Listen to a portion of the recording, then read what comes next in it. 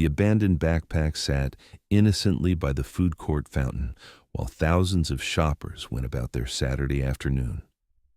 Mall security guard Carmen noticed it during her routine patrol, but something about its placement made her training scream danger.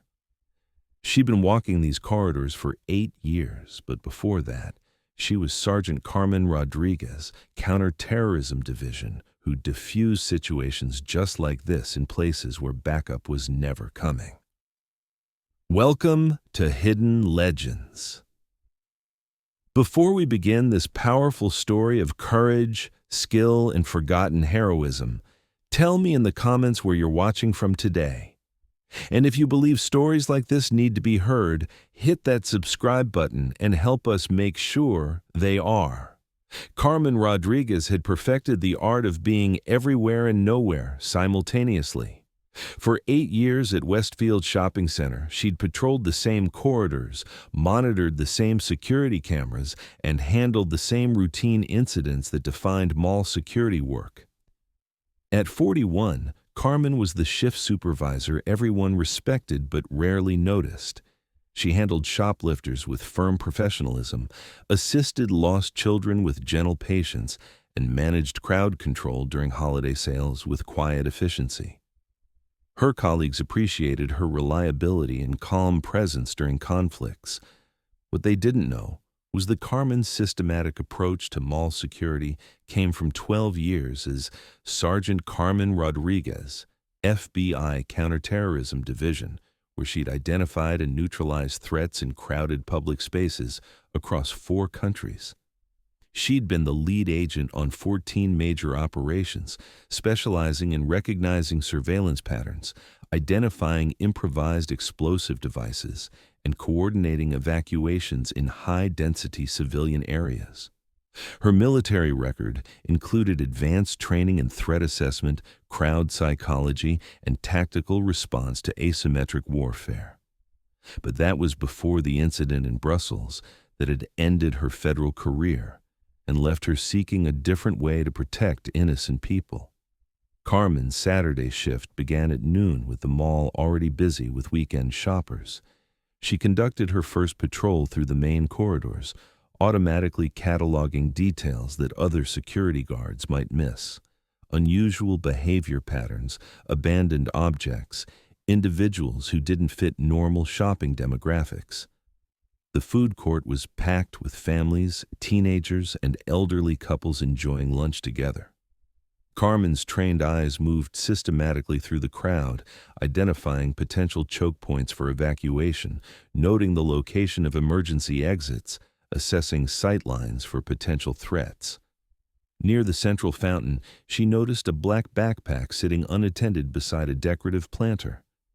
In 8 years of mall security, Carmen had seen hundreds of forgotten bags, but something about this one triggered instincts she'd hoped never to use again. The placement was too deliberate. The positioning provided optimal blast radius coverage of the food court's main seating area. The owner was nowhere visible, despite the bag's central location where anyone would naturally return to retrieve it. Carmen approached the bag with practiced casualness, using techniques learned in counterterrorism training to observe without drawing attention. The backpack appeared ordinary. Black nylon, no distinctive markings, slightly overstuffed. But Carmen's trained eye noticed details that concerned her. Wiring visible through a partially open zipper, the weight distribution suggesting dense contents, and a faint chemical smell she recognized from explosive materials training. She activated her radio with deliberate calm. Security control, this is Rodriguez. I need building management and local police for a suspicious package in the food court. Carmen, is this another abandoned shopping bag? Came the response from Jake Martinez, the weekend dispatcher. Negative. I need immediate response for potential explosive device. Long pause. Carmen, are you sure? We've got 3,000 shoppers in the building. Carmen looked around the food court where families were enjoying lunch, children were playing in the nearby playground area, teenagers were gathered around arcade games. A typical Saturday afternoon at a suburban shopping center. Jake, I'm sure.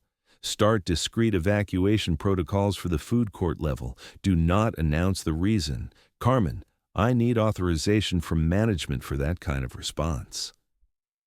Carmen realized that 8 years of routine mall security work had made everyone forget she'd once been responsible for protecting much larger crowds from much more sophisticated threats. Jake, this is Sergeant Carmen Rodriguez, former FBI Counter-Terrorism Division. I've identified a potential IED in a high-density civilian area. You have approximately 15 minutes to begin evacuation before I take independent action to protect these people. The radio went silent for 10 seconds. Carmen, did you just say FBI? Yes, and right now I need you to trust my assessment and start moving people away from the food court, quietly. While waiting for backup, Carmen began her own threat assessment using skills she hadn't applied in 8 years. She positioned herself where she could monitor the suspicious package while observing crowd behavior for additional threats. That's when she spotted them. 3 individuals who didn't fit normal shopping patterns. A man near the electronics store who'd been checking his phone constantly while positioning himself to observe the food court. A woman by the bookstore who'd been standing in the same location for 20 minutes without browsing merchandise. A teenager near the game store who kept looking at his watch with unusual frequency. Carmen's counterterrorism training identified the pattern immediately. Coordinated surveillance, timing synchronization, strategic positioning for either additional devices or escape routes. This wasn't a lone wolf operation. It was a planned attack with multiple participants. She activated her radio again. Security control. I have visual on 3 possible additional threats. Adult male, northeast corridor by electronics. Adult female, southeast corridor by bookstore. Male juvenile, northwest arcade area. All showing surveillance behavior patterns. Carmen, local police are en route. ETA 8 minutes. Jake, 8 minutes may be too long. I need building-wide evacuation starting immediately. Management is asking for your credentials. They want to verify. Carmen interrupted. Jake, there's no time for verification. In 6 minutes, I'm going to start moving people myself. You can either coordinate it properly or explain to 3,000 families why their Saturday shopping trip became a casualty event. She ended the radio transmission and began walking systematically through the food court, making casual contact with families and groups of shoppers. Excuse me, sir, we're having some maintenance issues with the air conditioning on this level. For your comfort, you might want to enjoy your meal on the lower level food court. Ma'am, we're testing some new emergency systems this afternoon. Could you please move toward the main entrance with your children? Just a precaution. Family by family, group by group, Carmen began discreet evacuation using crowd psychology techniques she'd learned in federal training. She made it seem routine, preventive, temporary. People moved without panic because she gave them logical reasons to relocate. Police arrived as Carmen was completing evacuation of the immediate blast radius area. Lieutenant Sarah Kim, the responding bomb squad commander, found Carmen maintaining a security perimeter around the suspicious package. Sergeant Rodriguez, I'm Lieutenant Kim, Metro Bomb Squad. Got your call from dispatch. Lieutenant, suspicious package contains what appears to be IED components. Optimal placement for maximum civilian casualties, professional construction. 3 additional suspects maintaining surveillance positions throughout the building. Lieutenant Kim studied Carmen with the recognition of one professional assessing another. Your assessment? Coordinated attack, multiple devices probable. Timing mechanism suggests activation within the next 10 minutes. We need full building evacuation and sweep for secondary devices. Your background for this assessment? 12 years FBI counterterrorism, 14 major operations, specialized training in IED identification and crowd protection. I can provide credentials after we secure this building. Lieutenant Kim nodded and activated her radio. Command, this is Kim.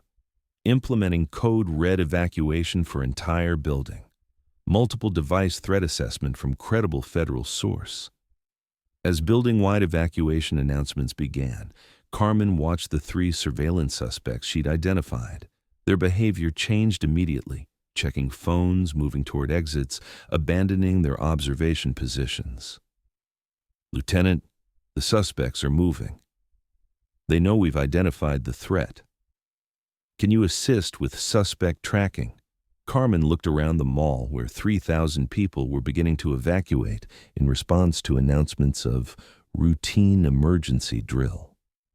After 8 years of quiet security work, she was being asked to return to federal law enforcement operations. "Roger. I'll take the northeast suspect electronics store area." Carmen moved through the evacuating crowd with tactical precision she hadn't used in 8 years, tracking the suspect from the electronics store while maintaining communication with bomb squad personnel. The male suspect, approximately 30 years old, medium build, was moving against evacuation flow toward the building service areas instead of toward public exits. Carmen's training identified this as consistent with someone either retrieving additional devices or seeking concealed escape routes. She followed him into the service corridor behind the electronics store, an area restricted to authorized personnel. Her mall security credentials gave her access, but more importantly, her federal training had taught her how to track suspects through building infrastructure. The suspect entered a maintenance room and began removing what appeared to be a second device from behind electrical panels. Carmen observed from concealment, gathering intelligence on device construction and placement strategy. "Lieutenant Kim, this is Rodriguez. I have visual on Suspect 1 retrieving secondary device from maintenance area, Level 2, Northeast Service Corridor. Device appears to be timer activated, similar construction to food court package. Rodriguez, do not engage. We need bomb squad personnel for device assessment." "Understood, but suspect is preparing to relocate device. If he moves it to the evacuation areas, we'll have civilians in the blast radius again." Carmen made a tactical decision based on 12 years of federal experience and 8 years of protecting mall shoppers. She approached the suspect using techniques designed for apprehension with minimal risk of triggering explosive devices. "Sir, I'm building security. I need you to step away from that equipment and keep your hands visible." The suspect spun around, startled, his hands still near the device. "I'm maintenance, just checking electrical systems. Sir, I need to see your building access credentials and identification." Carmen's voice carried the authority of someone accustomed to controlling dangerous situations. The suspect hesitated, realizing his cover story wouldn't hold under scrutiny. "Keep your hands away from the device and move toward the exit slowly." Instead of complying, the suspect reached toward the device's timer mechanism. Carmen acted with federal training reflexes, disabling the suspect before he could activate the bomb while carefully avoiding any impact that might trigger the device itself.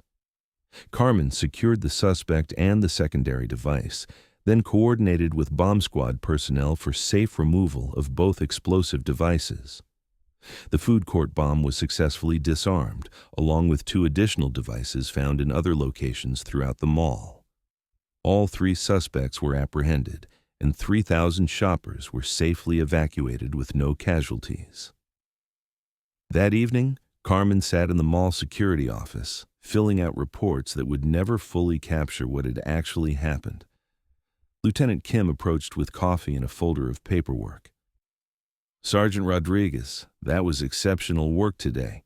Threat identification, crowd management, suspect apprehension, device interdiction. The Bureau could use someone with your experience." Carmen looked around the security office where she'd worked quietly for 8 years, thinking about the shoppers who'd returned to their families safely because someone had noticed a suspicious backpack. "Lieutenant, I appreciate the offer, but I have a job. This mall, these people, they're my responsibility. You could protect more people working federal cases." I can protect these people by being here every day, watching for the threats that might come, staying ready for the situations that hopefully won't happen. 6 months later, Carmen continued working as mall security supervisor, but with additional responsibilities as the shopping center's emergency response coordinator and liaison with local law enforcement for threat assessment. Her official title remained security guard, but her real job had expanded to include everything she'd learned in federal service: threat recognition, crowd protection, and the vigilance necessary to keep ordinary places safe for ordinary people. Children still played in the mall playground, families still enjoyed food court lunches, teenagers still gathered around arcade games. But now they were protected by someone who understood that the greatest security often comes from the most ordinary places, provided by people ready to use extraordinary skills when necessary. Carmen received a letter from FBI Director Morrison 3 months after the incident. Agent Rodriguez, your exemplary service preventing the Westfield attack demonstrates the ongoing value of federal training in civilian applications. The Bureau commends your dedication to protecting innocent lives. She kept the letter in her security office, along with thank you cards from families who'd been shopping that Saturday afternoon, unaware that their routine weekend had been saved by someone who'd never stopped being a federal agent. She'd just found a different way to serve. Some people protect the country through federal operations and international missions. Others protect their community by walking mall corridors and watching for the unusual in the routine. Carmen Rodriguez discovered that the most important protection often happens in the most ordinary places, when extraordinary skills meet everyday vigilance. Westfield Shopping Center still operates 7 days a week. Carmen still patrols the same corridors, still monitors the same security cameras. But now management and local law enforcement know their mall is protected by someone who understands that terrorism prevention requires constant awareness and the readiness to act when suspicious becomes dangerous. This story was brought to you by Hidden Legends. Heroes walk among us in every profession, carrying skills that transcend job descriptions, ready to protect innocent people when the moment demands everything they know how to do.